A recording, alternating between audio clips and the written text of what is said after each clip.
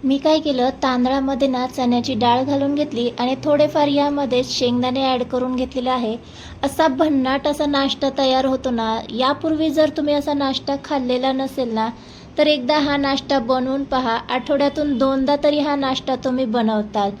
करायला अगदी साधा सिंपल आहे आणि आता स्कूल सुरू होणार आहे, तेव्हा झटपट आणि भरपूर प्रोटीनयुक्त जर तुम्हाला मुलांच्या टिफिनसाठी काही बनवायचं असेल तर बेस्ट ऑप्शन आहे. तर करायचे काय, एक भांडं घ्यायचं आहे आणि एक वाटी सेट करून घ्यायची.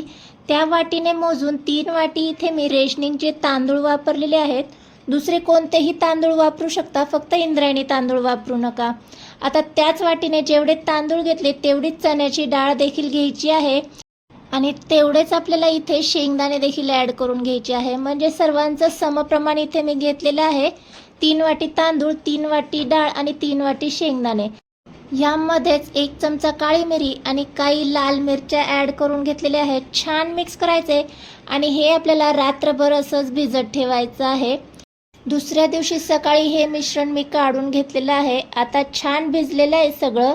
आता आपण पुन्हा 1-2-3 पाण्याने हे धुवून घ्यायचं आहे आणि हे आपल्याला वाटून घ्यायचं आहे. तर वाटत असताना गरज पडेल ना तेवढं पाणी ॲड करून छान असं वाटून घ्यायचं आहे.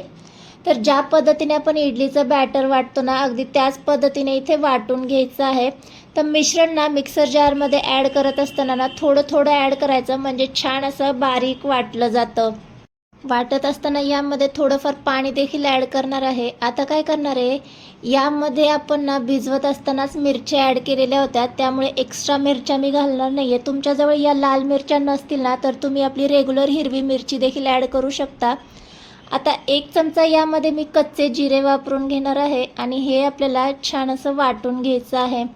तर इथे पाहू शकता, एकदम बारीक असं मी इथे वाटून घेतलेलं आहे. याची कन्सिस्टन्सी पाहू शकता, एकदम फाईन. म्हणून मी तुम्हाला स्टार्टिंगला सांगितलं थोडं थोडं मिश्रण घाला, म्हणजे छान असं वाटलं जातं. जर आपण जास्त प्रमाणात घातलं ना तर शेंगदाणे जे आहेत ना ते एकदम बारीक असे वाटले जात नाही. त्यामुळे थोडं थोडं जसं लागेल ना तसंच मिश्रण ॲड केलं ना तर छान बारीक असं वाटलं जातं. आता हे आपण इन्स्टंट करणार आहोत, याला फर्मेंट वगैरे करायची गरज नाही आहे. त्यामुळेच नाश्त्यासाठी बेस्ट ऑप्शन मी तुम्हाला सांगितलेलं आहे. आता चवीनुसार मीठ ॲड करू आणि हिंग ॲड करून घेतलेलं आहे. आपण इथे चण्याची डाळ वापरलेली आहे, तेव्हा हिंग आवर्जून वापरायचं. इथे सोडा वगैरे अजिबात आपल्याला वापरायचं नाही आहे. इन्स्टंट करायचं आहे तर इथे मी पॅन गरम करायला ठेवलेला आहे. थोडंसं ऑइलने ग्रीस करून घेतलं आहे.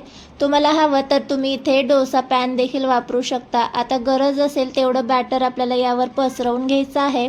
मी ना याचे उत्तपम करणार आहे, त्यामुळे इथे मी अगोदरच कांदा आणि शिमला मिरची बारीक अशी चॉप करून घेतलेली आहे. चॉप करण्यासाठी इथे मी या पद्धतीचा चॉपरचा वापर केलेला आहे. याने काय ना अगदी मिनिटभरातच आपल्या ज्या काही भाज्या आहेत ना त्या छान अशा बारीक चॉप होतात. इथे पाहू शकता, अगदी सेकंदभरातच आपला कांदा जो आहे तो छान असा बारीक चॉप झालेला आहे. बऱ्याच वेळा काय होतं, आपल्याला बारीक असं चिरता येत नाही. घाईच्या वेळेत आपल्याला जर काही बारीक असं चॉप करायचं असेल तर बेस्ट ऑप्शन आहे. तर याच पद्धतीने आपण ना शिमला मिरची देखील बारीक अशी चॉप करून घेऊया. क्लीन करण्यासाठी हे अगदी सोपं आहे. इथे पाहू शकता, या पद्धतीने आपण ब्लेड बाहेर काढायचा आणि याला आपण अगदी छान अशा पद्धतीने क्लीन करू शकतो, म्हणजे ब्लेडने हात कापण्याचेही चान्सेस नाही आहेत. तर इथे मी शिमला मिरची देखील छान अशी चॉप करून घेतलेली आहे. तुम्हाला देखील हा चॉपर ऑर्डर करायचा असेल तर लिंक मी खाली डिस्क्रिप्शनमध्ये देईल, तिथून तुम्ही देखील हा चॉपर ऑर्डर करू शकता. तर इथे पाहू शकता, अगदी काही मिनिटभरातच आपली कांदा आणि शिमला मिरची बारीक अशी चॉप करून झालेली आहे. यामध्ये भरपूर अशा भाज्या आपल्याला चॉप करता येतात. तर आता या चॉप केलेल्या भाज्या ज्या आहेत त्या या उत्तप्यावर आपल्याला पसरवून घ्यायच्या आहेत. यामध्ये मी लाल मिरची आणि कोथिंबीर देखील ॲड केलेली आहे आणि यावरच मी ना आपला पोडी मसाला जो आहे तो देखील भुरभुरून घेतलेला आहे. या मसाल्याचा ना अगोदरच मी व्हिडिओ केलेला आहे, तुम्हाला जर पाहायचा असेल ना तर त्याची देखील लिंक मी खाली डिस्क्रिप्शनमध्ये देईल, तिथून तुम्ही हा मसाला मी कशा पद्धतीने बनवलेला आहे ते पाहू शकता.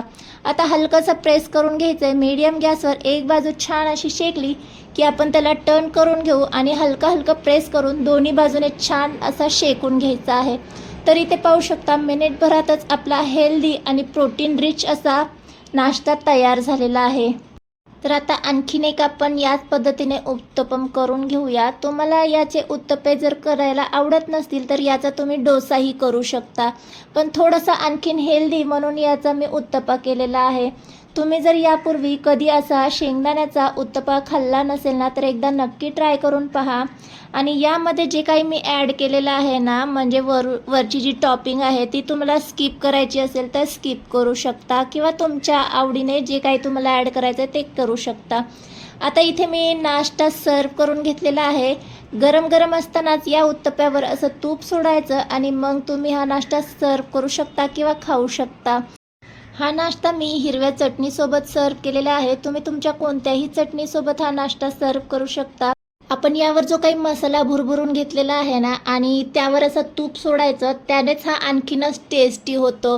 तर एकदा नक्की ट्राय करा. यापूर्वी जर तुम्ही असा प्रोटीन रिच, हेल्दी आणि टेस्टी शेंगदाण्याचा आणि डाळीचा नाश्ता खाल्ला नसेल तर एकदा बनवून पहा. म्हणजे आठवड्यातून 2दा तरी तुम्ही हा नाश्ता नक्की बनवताल.